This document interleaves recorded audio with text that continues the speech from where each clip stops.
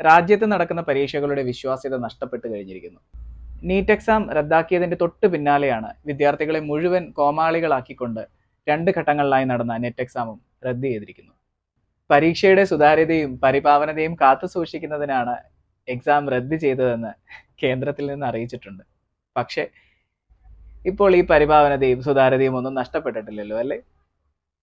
ഉറക്കവും സമയവും നഷ്ടപ്പെടുത്തി കഷ്ടപ്പെട്ട് പഠിച്ച ഓരോ വിദ്യാർത്ഥിയെയും കോമാളികളാക്കുന്ന രീതിയിലല്ലേ കാര്യങ്ങൾ നടക്കുന്നത്?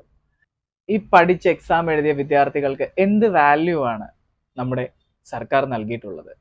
ഇന്ത്യ ഒട്ടാകെ ഏകദേശം 11 ലക്ഷം പേർ എഴുതിയ എക്സാം, ഏകദേശം 6 കോടിയിലധികം ഫീസ് കളക്ട് ചെയ്ത് നടത്തിയ ഒരു എക്സാം, പ്രത്യേകിച്ച് ആരെയും എടുത്തു പറയാൻ സാധിക്കുന്നില്ല.